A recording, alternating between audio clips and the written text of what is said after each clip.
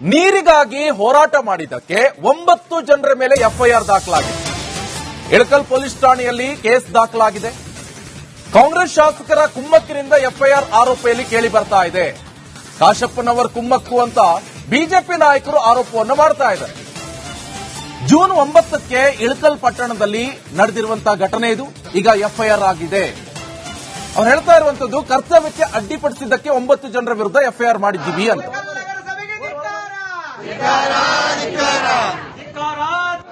ನಿಮ್ಗೆ ನೀರ್ಗೀರ್ ಬಿಟ್ಟಾರೇನ್ರಿ ಮುನ್ಸಿಪಾಲ್ಟಿಯವರು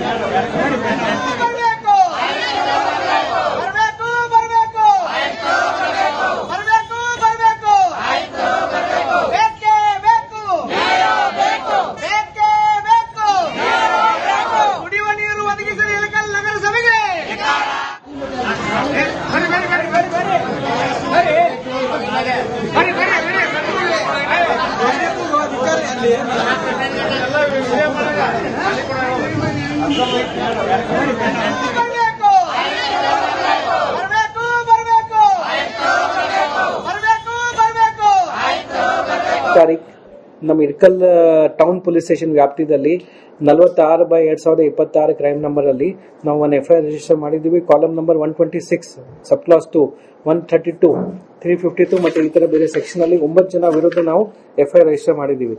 ಇಲ್ಲಿ ಕಂಪ್ಲೇಂಟ್ ಬಂದ್ಬಿಟ್ಟು Srinivas Jadhav, municipal commissioner Ilkal municipality ಅವ್ರದ್ದು ಕಂಪ್ಲೇಂಟ್ ಇತ್ತು. ಕೆಲವು ಜನ ಲಕ್ಷ್ಮೀನಗರ್ ಅಲ್ಲಿದು ಲಕ್ಷ್ಮೀನಗರ್ ವಾಸಿ ಅವ್ರ ಆಫೀಸ್ಗೆ ಬಂದ್ಬಿಟ್ಟು ಅವ್ರ ಸಿಬ್ಬಂದಿಗೆ ಅವಾಚ್ಯ ಶಬ್ದದಿಂದ ಬೈದಿದ್ದಾರೆ ಮತ್ತೆ ಎಲ್ಲರಿಗೆ ಹೊರಗಡೆ ಹಾಕಿಸಿ ಈ ಅವರು ಆಫೀಸ್ಗೆ ಕೀಲಿ ಹಾಕಕ್ಕೆ ಪ್ರಯತ್ನ ಮಾಡಿದ್ರು. ಆ ವಿಚಾರವಾಗಿ ಅವರು 10ನೇ ತಾರೀಕು ನಮ್ಮ ಸ್ಟೇಷನ್ಗೆ ಬಂದು ಲಿಖಿತವಾಗಿ ಕಂಪ್ಲೇಂಟ್ ಕೊಟ್ಟಿದ್ರು.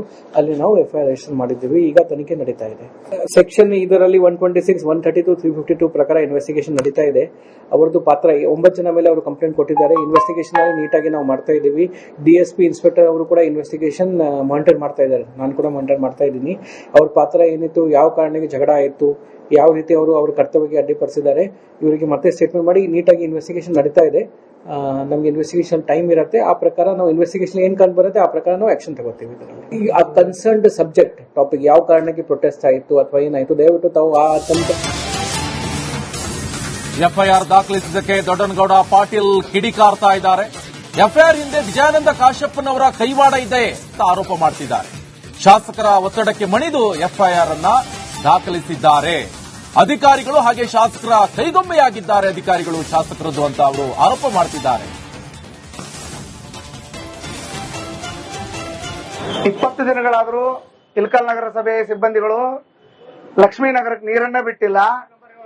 Ward number 7 division number 28 Lakshminagar ಇಷ್ಟು ದಿನಗಳಾದ್ರೂ 20 ದಿನಗಳಾದ್ರೂ ಕುಡಿಯಕ್ ನೀರು ಬಿಟ್ಟಿಲ್ಲ ಅಂದ್ರೆ ಮನುಷ್ಯ ಬದುಕೋದೆ ಹಂಗ? ಮೂಲಭೂತ ಸೌಕರ್ಯಗಳು ಅಂತ ಹೇಳ್ತದ ಸರ್ಕಾರ. ಮನುಷ್ಯರಿಗೆ ಕುಡಿಯಕ್ ನೀರು, ಅಡ್ಡಾಡಕ್ ರೋಡ್ ಇವೆಲ್ಲ ಅಂತ ಹೇಳ್ತದ. ಎಲ್ಲಿ ಕೊಟ್ಟಿರಿ ನೀವು ನಮ್ಮ ಕುಡಿಯಕ್ ನೀರು? ಮನುಷ್ಯ ಬಟ್ಟೆ ಇಲ್ಲದೆ ಇದ್ರೆ ಬದುಕ್ತಾನ, ಆಹಾರ ಇಲ್ಲದೆ ಇದ್ರೆ ಬದುಕ್ತಾನ. ಸತತ 20 ದಿನಗಳಾದ್ರೂ ಕುಡಿಯಕ್ ನೀರ್ ಇಲ್ಲದೆ ಇದ್ರೆ ಮನುಷ್ಯ ಹೆಂಗ ಬದುಕಬೇಕು? ಅದಕ್ಕೆ ದಯವಿಟ್ಟು ನಗರಸಭೆ ಆಯುಕ್ತರು ಬರಬೇಕು, ನಮಗ್ ನೀರ್ ಬಿಡ್ಬೇಕು. ನೀರ್ ಬಿಡುದಂದ್ರೆ ಹೆಂಗ? ಸಣ್ಣ ಹುಡುಗರು ಹುಚ್ಚ ಇದಂಗ ಅಲ್ಲ. ಬಿಡ್ಬೇಕು ಹೆಂಗ ಅಂದ್ರೆ 3 ಅಂತಸ್ತು ಮಟ್ಟ ನೀರ್ ಏರಿಸ್ತೀವಂತ ನೀವು ಅವಾಗ 24 ತಾಸು 24x7 ಅಂತ ಹೇಳಿದ್ರಿ. ಈಗ ಬರೀ ಒಂದು ಬ್ಯಾರಲ್ ನೀರ್ ಏರುವಲ್ವ ನಮ್ಗ. ಅದಕ್ಕೆ ದಯವಿಟ್ಟು ನಗರಸಭೆ ಸಿಬ್ಬಂದಿಗೆ ನಾವು ಧಿಕ್ಕಾರಕ್ಕೂ ಉದ್ದೇಶ ಏನಂದ್ರ 20 ದಿನಗಳಾದ್ರೂ ನಮಗ್ ನೀರ್ ಬಿಟ್ಟಿಲ್ಲ. ನಮ್ಮ ನೀರ್ ಹೆಂಗ್ ಬಿಡಬೇಕು ಅಂದ್ರೆ ಒಂದು ಮಾಹಿತಿ ಕೊಡ್ತಾರೆ. ನನ್ನ ಕಲಿಗೆ ಸಿದ್ದು ದೂತರಗಾವಿ ನೇರ ಸಂಪರ್ಕದಲ್ಲಿ ಜಾಯ್ನ್ ಆಗಿದ್ದಾರೆ. ಸಿದ್ದಿಗೆ ಏನ್ ಕೇಳಿದ್ರಪ್ಪ? ಕುಡಿಯೋಕ್ ನೀರ್ ಕೇಳಿದ್ರು. ಕುಡಿಯೋಕ್ ನೀರ್ ಕೇಳಿದ್ದು ತಪ್ಪಾಯ್ತಾ ಹಾಗಾದ್ರೆ? ಇದ್ರಲ್ಲಿ ಏನ್ ರಾಜಕೀಯ ಅಂತ? ಕುಡಿಯೋಕ್ ನೀರ್ ಕೇಳೋದು ತಪ್ಪ ಹಾಗಾದ್ರೆ ಅಂತ?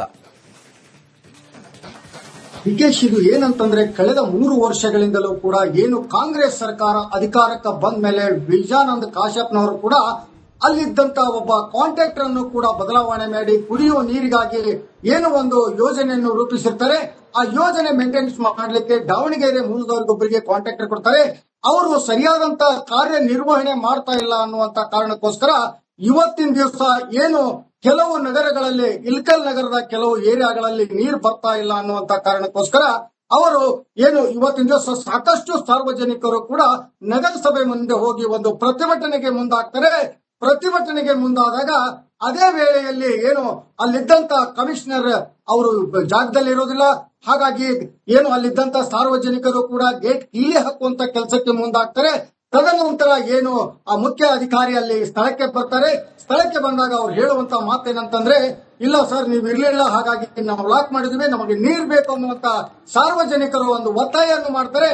ಆಗ ಸಬೂಬು ನೀಡುವುದರ ಮುಖಾಂತರ ಅಧಿಕಾರಿ ಆ ಎಲ್ಲ ಸಾರ್ವಜನಿಕರನ್ನು ನಾಳೆಯಿಂದ ಎಲ್ಲ ಸರಿ ಹೋಗುತ್ತೆ, ನೀವು ಮನೆಗೆ ಹೋಗಿ ಅನ್ನುವಂತ ಮಾತನ್ನ ಅಧಿಕಾರಿ ಹೇಳ್ತಾರೆ. ಆದ್ರೆ ಮನೆಗೆ ಬಂದ ನಂತರ ಅವ್ರಿಗೊಂದು ಶಾಕ್ ಆಗಿರುತ್ತೆ. ಅದೇನಂದ್ರೆ ಅವರಿಗೆ ಏನು ಒಂದು ಕಂಪ್ಲೇಂಟ್ ಕೂಡ ದಾಖಲಾಗಿದೆ ಅವರ ಮೇಲೆ ಅನ್ನುವಂಥದ್ದು ಕೂಡ ಗೊತ್ತಾಗುತ್ತೆ. ಗೊತ್ತಾದ ತಕ್ಷಣ ಏನು ಇವತ್ತಿನ ದಿವಸ ಆ ಶಾಸಕರ ಒಂದು ಕುಮ್ಮಕ್ಕಿನಿಂದ ಆಗಿದೆ ಅನ್ನುವಂಥದ್ದು ಕೂಡ ಏನು ಮಾಜಿ ಶಾಸಕರಾದಂತ ಇವತ್ತಿನ ದಿವಸ ಇಲ್ಕಲ್ ನಗರದ ಮಾಜಿ ಶಾಸಕರು ಕೂಡ ಈ ಆರೋಪವನ್ನು ಮಾಡತಕ್ಕಂಥದ್ದು.